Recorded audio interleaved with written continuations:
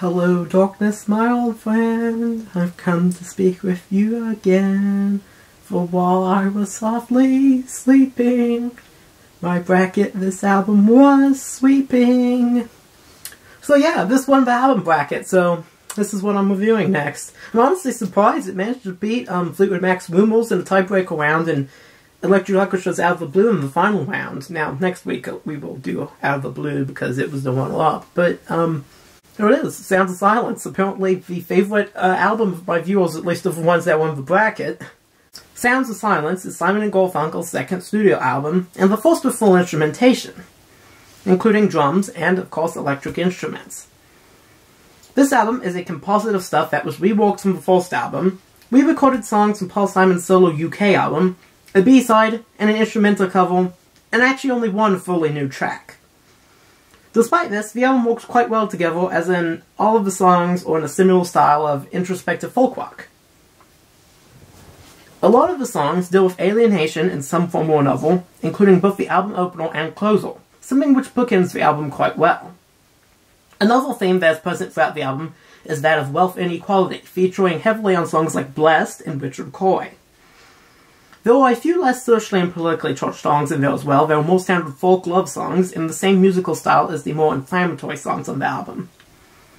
Everything here is thrown into a socially conscious, self-aware melting pot that produces a product that in some places is much softer compared to Bob Dylan's folk rock, and at others just as biting. Everything, however, is tied together by the melodic vocal harmonization of Paul Simon and Art Garfunkel, as well as the vigorous yet often lilting guitar playing of Simon and the other session musicians on this album. Everything here works together quite well. Each of Paul Simon's lyrics leave you eagerly anticipating the next one, and the songs alternate between feelings of melancholy, fear, confusion, condescension, and reassurance to provide a thoughtful product that is very balanced. Now, before we begin on the song-by-song breakdown, I have a vision I wish to give you. And the sign flashed out its warning, in the words that it was forming, and the sign said subscribe to Chris Buckle on YouTube. For my videos, like silent raindrops fell, no one dared to store the sounds of silence. So yeah, be sure to like and subscribe because it really helps me out a lot. And now, on to the full song breakdown. What more can be said of the Sounds of Silence that has not already been said? Not only do you have some of Paul Simon and Art Garfunkel's best vocal harmonization, but the real showstopper is the instantly memorable, endlessly repeatable, and eternally obscure lyrics. While this song has also been on the duo's previous album as a solely acoustical track, the version featured here is the more familiar single version with an electric backing. The part where the drums kick in give this song a real feeling of progressing down a journey through this alien-seeming vision. The constant backing of electric guitar not only gives the song a more modern feeling, but also gives the song a somewhat eerie progression, a touch of something just a little gothic. Paul Simon's guitar in the original played most of the same notes, but never had quite the same unnatural feeling to it. This feeling helps set the tone of an unnatural world as seen in the single's vision much better than the acoustic guitar. Additionally, it should be noted that the rest of Simon and Garfunkel's discography primarily features fully instrumented music, often with those instruments being electric, so this is the version of the song that fits in better with the rest of this album and the duo's other big hits. The lyrics of The Sounds of Silence detail a vision the singer had of a world where nobody speaks to each other. All interpersonal communication has broken down. He tries to speak, but can only echo the sounds of silence, nothing else. This song is basically detailing what must be a nightmare for a songwriter like Paul Simon. Some of the other lyrics are harder, if even possible to understand, such as the part about the neon god and the subway walls. My personal stab in the dark at it is that the neon god represents maybe either technological advancement or commercialization that stifles creativity in writing. The graffiti on the subway station walls, a place frequented by normal working-class people, maybe represents the last grasp of true free human expression in it being an illicit countercultural vandalism, even when every other form of communication fails. As I said earlier, though, this is really just my stab in the dark at the song's meaning, because it is so obscured in imagery, and honestly I'm not even sure I agree with this interpretation that I'm giving. Quite frankly, I think maybe we should all just apply Death of Awful here to this song, because this song's versatility in terms of its applicability really is its greatest strength, and I think that's what makes it such an enduring, iconic song even over 50 years later. Leaves That Are Green starts out with a very pleasing harpsichord that makes it stand out a bit more than the album's other songs in terms of instrumentation. Talking about the seasons and their relation to the passage of a lifetime is hardly a novel idea, but Paul Simon once more takes a relatively simple cliché and works some special magic on it. The chorus is a memorable one, and the verses, especially the first two, are great. The first verse treats us to perhaps the second best set of opening lines on the album, barring of course the title track. This verse introduces the song perfectly, showcasing that even during the song's runtime, that time is still moving on and everyone is getting older, including the people singing it. The second verse is about romance fading away with the passage of time. While arguably the most standard topic covered here, it does manage to be written in such a way that is surprisingly fresh as far as turning a phrase goes. The third verse is a bit more abstract, doubling down on the natural metaphor featured throughout the song. The verse represents to me the effect of the passage of time on the physical aspect of things. The pebble that is thrown moves for a while before coming to a stop, but ultimately both its movement and its coming to a halt are met without any fanfare, hence the line about it not making a sound. One could argue that the last verse, mainly consisting of hellos and goodbyes, is lazy, but I don't personally believe it to be so. This verse acts as sort of a high-speed montage of the meetings and inevitable partings that one goes through in life. This verse also serves to drive home the point of the song. A short song ends, lyrically at least, on a very final note. I am surprised I do not hear more people talk about the song Blessed. It is a song with a very heavily loaded lyrics, and I would imagine there are a good many who would be very offended by it should they care enough to listen to it. Honestly, there's always talk about, like, people wanting to, do bad things to Paul Simon after he broke the South Africa boycott and stuff when performing in, recording Graceland in the 80s. I'm honestly surprised people weren't trying to do stuff to him after writing this song. I mean, after all this, it's quite blasphemous, honestly, if you actually kind of listen to what it says. This song is also the heaviest arrangement on the album, and while still isn't that heavy, it is perhaps trying it a little too hard at first. The first verse is mostly just some biblical quotations, but the second verse is where things get a little more controversial. The song is one about the narrator feeling rejected by God, or a failure in some other sense. Why he feels this way is not clear, but he believes everything else is more holy than him. Throughout the song, he lists people who he considers blessed, including drug users, sellers, and prostitutes. The last verse begins with statements about stained glass windows and church services before once again listing off people who are considered undesirable as being blessed.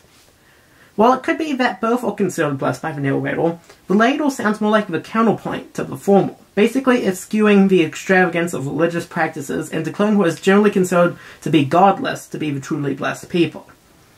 All of this is done not through a lens of one turning their back on Christianity, but instead of one's true belief in it. The last line, where the narrator says that he has tended his garden too long, also gives us some glimpse into why he feels the way he does. While it could mean that he has grown overly complacent in his faith, it most likely means that he believes he has spent too much time procuring material wealth, and believes that those less fortunate and struggling are more favored by God, even the ones who are getting by with methods that are generally considered sinful by society at large. Kathy's song is a well-written song, but less interesting than the previous songs, to me at least. A simple rhyming love song could be a simple yet very effective thing when done right, and Kathy's song is one that works even when it is not the most memorable in the genre. The song is all about Simon missing his girlfriend on a rainy day. He feels that although they may be separated, his thoughts are with her, which is admittedly cliché. The rest of the song is about him basically saying that he views their love as more important than his songwriting and that he's very dependent emotionally on her. The lines are well written, especially the last one, but at the same time, they're also kind of pathetic if you think about it. I mean, the last line of the song is honestly like one of the most probably mopey things I've ever heard in popular music. Still, the song has a good flow to it, much like all of Simon and Garfunkel's discography, and it fits with the rest of the album very well, so I think we can forgive a little bit of a sort of pathetic mopiness going on here. Somewhere They Can't Find Me has one of the catchiest choruses on the album. The song is told by the point of view of a man talking to his girlfriend whilst she is asleep, and he is about to leave her apartment to go on the run from the law after having robbed a liquor store. The man regrets having to leave his love, but also seems to be talking to her as a way to justify what he has done to himself. The song is a remake of the title track from Simon and Garfunkel's previous album, Wednesday Morning 3 AM. Several of the lines are the same, but they also have significant differences. The main difference between the two is the tone of the older version is much more melancholy, whereas the popular choruses present only in the later version make the narrator sound somewhat excited to be on the run. In the older version, the narrator seems to deeply regret committing his crimes and recognizing that having to leave his love is his fault. Whereas in this later version, while he does seem to think leaving his love is wrong, he does not appear to dwell too much on the actual crime he has committed, and is also somewhat less reluctant about the whole affair. Overall, the version on this album is the catchier of the two, but I'm not sure if it is necessarily better. Both songs are almost like the reactions of two different people, men who were put in the exact same circumstances. Anji is an instrumental track that acts as sort of an intermission for the album. Its guitar style fits in well with the backings on the rest of the album's tracks, but it's not much of a standout, being more of a little bonus at the end of what was already a very fulfilling side one to the album.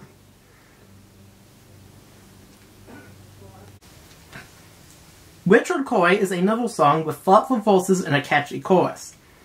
Based off of an older poem, the song tells the story of a man named Richard Cory. Richard Cory was born into wealth and wields a great deal of influence and is featured in a lot of wild tabloid stories about his happy and carefree lifestyle. The song's narrator is, in contrast, a worker in one of Richard Cory's factories. Unhappy with life, this narrator wishes to live the rich and carefree lifestyle of Richard Cory. The narrator becomes so obsessed with reading all about the stories about Richard Cory that one day he reads that Richard Cory has committed suicide. The narrator seems to be undeterred by this, however, and still wishes he was Richard Cory. Perhaps he believes that he would have been happy with the wealth where Richard Cory was not. Perhaps he believes that a comfortable life that ended in the same way as Richard Cory's would still be preferable to the one he is living. Is the song about having sympathy for those whose lives are easier than you, saying that they too have problems and that deep down people are the same regardless of money? Is the song about criticizing the gap in quality of life between bosses and the workers? Is the song criticizing the rich like Richard Cory for not being satisfied when others under his hill are living far worse lives than he seems to be? Is it just simply a tale of be careful what you wish for? Perhaps Paul Simon wants us to take away something that the poem's original author did not intend us to. Perhaps all of these are the case, or perhaps it is simply a song about a scenario and that there is no intended meaning. A Most Peculiar Man follows up on some of the themes of the previous song. While it is perhaps a bit depressing to follow up one song about suicide with another, it is nevertheless the case on this album. A group of people talk about the titular character who lived in the same apartment complex as them.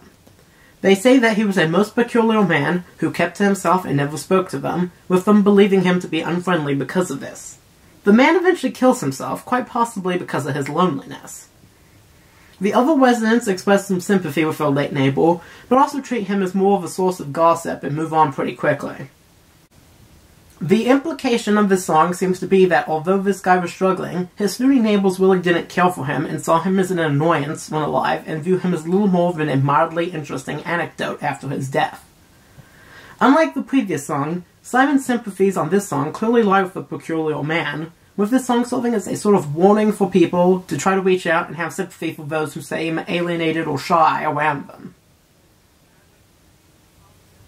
April Come She Will is a very compact song. The lyrics are a simple little poem sung in a very soothing tone.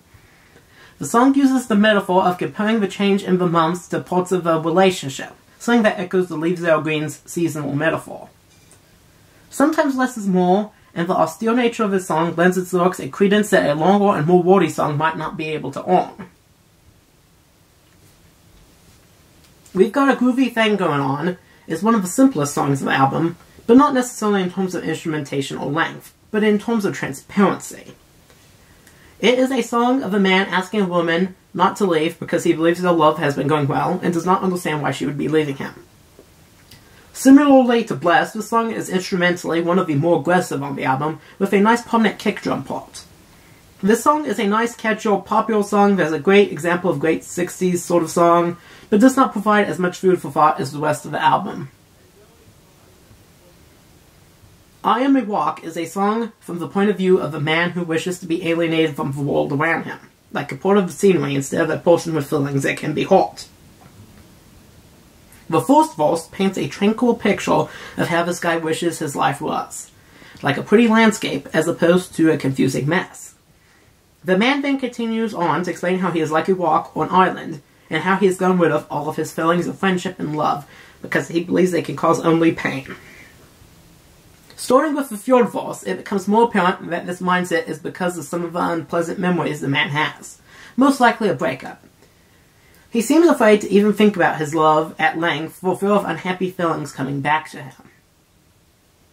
On the fourth verse, the man explains that he has books and poetry to entertain him, and the implication seems to be that he can use these to live out a non-personal version of interactions and stories with others in a detached and safe way.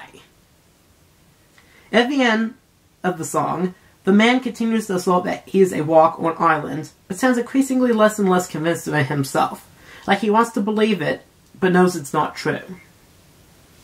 Alright, before we go on to the final review rankings of the songs and the album, I do want to stop and look at the sleeve as always. Pretty nice sort of vibe you got going on here. You just have them kind of on a little kind of forest path that gives a nice kind of folksy down-to-earth vibe. Pretty nice picture of them. You got have some big text, and you've got a list of songs there. And on the back, you have some nice black and white photos of the band, as well as a little bit of the lyrics, or key lyrics of some of the songs. You got a very nice picture of them together. Got a nice picture of Simon. You got an even better picture of Garfunkel down there on what looks like it's maybe a beach. So yeah, and this back is kind of in the 60s style of, you got the old stereo sort of logo for Columbia. You got, just kind of plain black and white. And that's kind of nice, though still very classic. And of course, I guess kind of the real sort of elephant in the room for this specific sleeve is this one's still in the shrink wrap. It's got the sticker veil, includes the Sounds of Silence. It's featured in the motion picture of The Graduate. Now that obviously wouldn't have been on the original 1966 copies of this album, since The Graduate didn't come out till, like, thinking 68. But that's kind of a later thing. I believe this personal copy is probably from the 70s. And of course, you've got the TG&Y sticker up here, although the price seems to have been worked out. There's also a price tag up there that's been worked out. Some of my younger viewers may not really think much of the TG&Y sticker, but the older people who watch my channel might get a kick out of seeing that. Kind of a little bit of a nostalgic trip there. Because of the vinyl, it's in this kind of fake newspaper sort of ads sort of thing. You've got ads with some stuff honestly you've never heard of, but you've also got some stuff that's kind of neat too. You got early ad for Earth, Wind and Fire or Veil, which is kind of an interesting thing to see, kind of before they were, I guess, super famous. It's not, I don't think, one of their most famous albums. You got kind of on that side. You got an ad from the Hoople as well. As the other side, you got Loggins and Messina and some other stuff like that, as well as some other stuff that maybe a lot of people wouldn't have heard of anymore. It is in this nice kind of fake newspaper style that kind of reminds me, I guess, of Jeff O'Toole's Thick as a Brick. And, of course, the record is on the Columbia label. This is the newer Columbia label. This would have, when it first came out, originally been on the white and red Columbia label, as opposed to the gold and red one that I just showed you there. Even basically within the 60s. So yeah, there's the sleeve. Very nice, very kind of natural looking photo. Very good picture of both Paul Simon and Garfunkel. Very, very nice sort of sleeve there. As I said, this big TG&Y sticker up here is a little busy on my personal copy, but it is a very nice looking sleeve, even with that, and of course the sticker, the sticker and everything.